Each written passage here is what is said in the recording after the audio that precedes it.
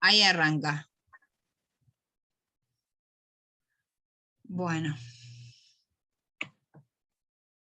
Entonces, Porfirio entonces nos transmite 77 títulos. Entre ellos, el más llamativo, o el que es realmente una obra de Porfirio, es la Isagoge, que bueno, en el que yo tengo es esta versión, pero bueno, en fin, está comentada también. Yo estuve buscando bastante por diferentes lados, porque para mí esto es una introducción a las categorías de Aristóteles, y las categorías es una parte de la lógica de Aristóteles. Y otros comentadores dicen que es una introducción a la lógica de Aristóteles. A mí no me parece que el trabajo sea sobre toda la lógica, pero bueno, ahí tenemos otra cuestión que habría que profundizar y revisar. Lo interesante de la Isagoge es que en un punto nos remite a lo que se va a llamar el árbol de Porfirio, que está en el libro sobre las especies Operi e Idú. Ahora vamos a ir. Uy, ya se nos está acabando el horario.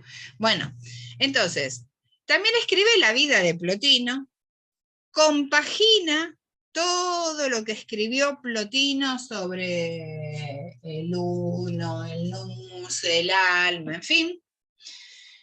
Hay unas cartas a Marcela, después está este libro El antro de las ninfas, y después algunas obras fragmentarias, las sentencias conducentes a los inteligibles, contra los cristianos, que es lo que comenta acá Gigon, que se los leo un poquito.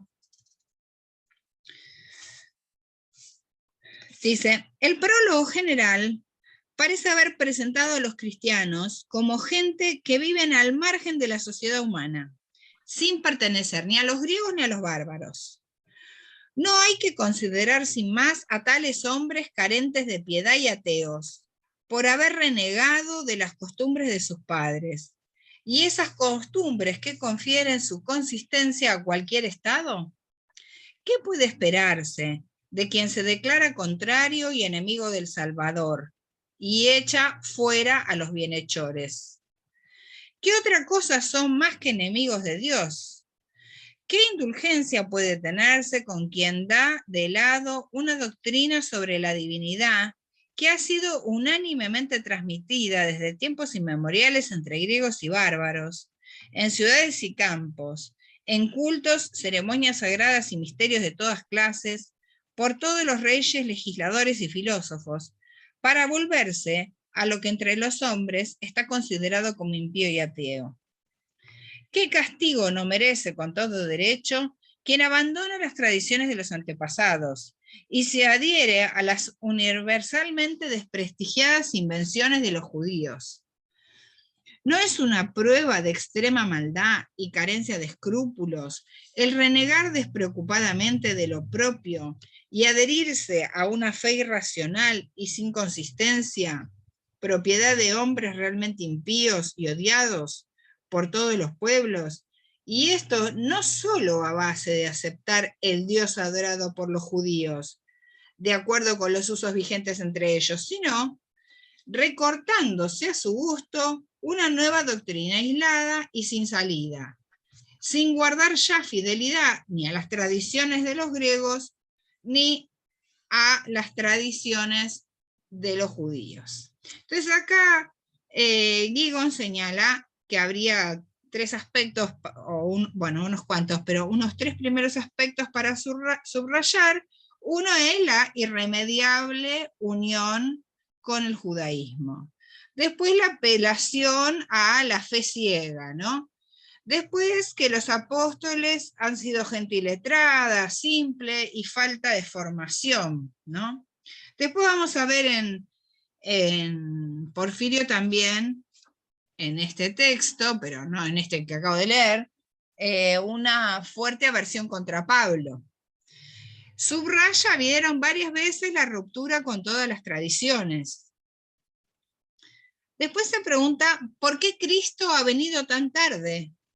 Claro, ¿no? Por supuesto, una de las cuestiones que va a objetar a los cristianos es la resurrección de la carne y la idea cristiana del monoteísmo, que eso es una crítica parecida a la de Celso. Los cristianos echan en cara a los griegos el culto a las imágenes de los dioses y les imputan el que creen en la divinidad que está metida en la imagen. Eso es lo que marcan los cristianos, y eso es por, acuérdense que los judíos no aceptaban la representación física, igual que los árabes después, ¿no? Y el Islam tampoco, la representación física de los dioses, pero Porfirio dice, bueno, bárbaro, nos critican eso, acuérdense que los griegos tenían la estatua de todos los dioses, templo, estatua de oro, ¿no? Pero dice, le levantan imponentes casas a Dios, ¿no? Entonces estas son como cuestiones que aparecen en esta contra cristianos, porque imagínense que Porfirio, y siguiendo la línea de Celso, va a atacar fuertemente a los cristianos. Y el que después va a atacar a los cristianos va a ser el emperador Juliano, que va a ser Juliano, el famoso Juliano el Apóstata, que les había mencionado. Entonces, Gigon en este libro, que se llama Cultura Antigua y el Cristianismo, marca quiénes son los de la cultura antigua que, bueno, en este periodo, que rechazan al cristianismo fuertemente, ¿no? Alcina Clota nos dice que el resto de las obras están bastante mal conservadas. La Isagoge nos interesa, a ver si la siguiente ficha, si yo mal lo recuerdo, la siguiente ficha es la de la Isagoge. Ah, no. A ver, entonces es la que sigue. Bueno, nos pasamos a la que sigue, después volvemos para atrás. Acá está.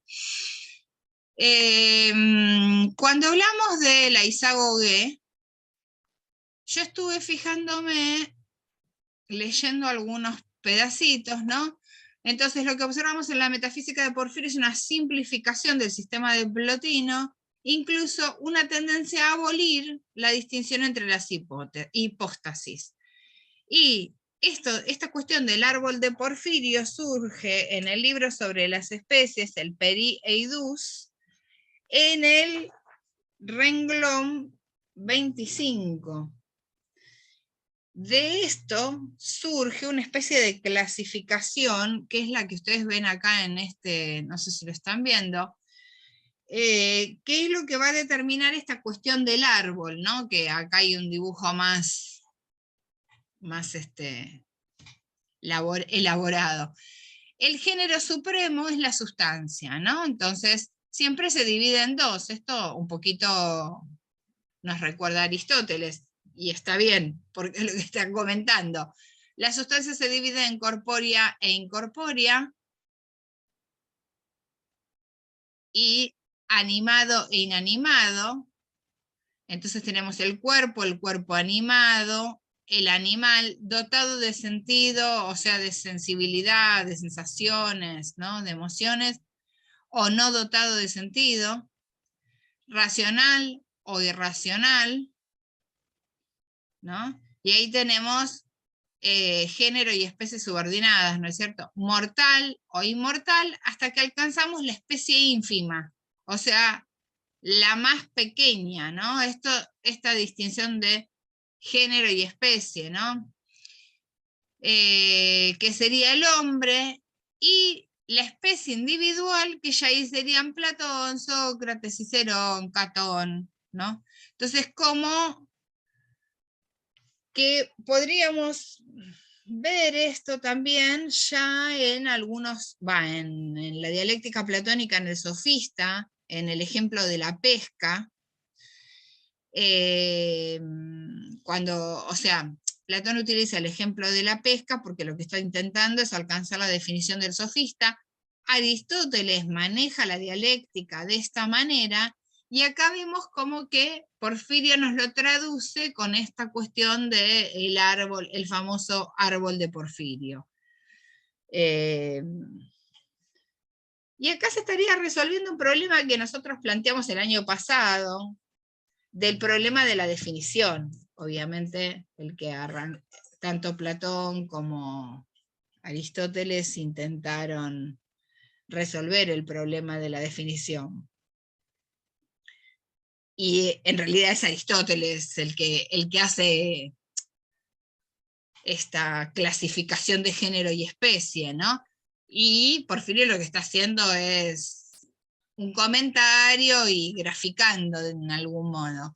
Pero esta idea de, ¿se acuerdan que también yo les dije en Antigua que Diógenes se ríe de Platón y le tira un árbol, un gallo pelado y le dice: aquí tienes a tu hombre, porque en la academia se había desarrollado la definición de hombre bípedo implume, ¿no? Entonces pela un pollo Diógenes, que le molestaba muchísimo la cosa académica y erudita, y le tira el pollo pelado en la academia y le dice: toma Platón, aquí tienes a tu hombre, ¿no?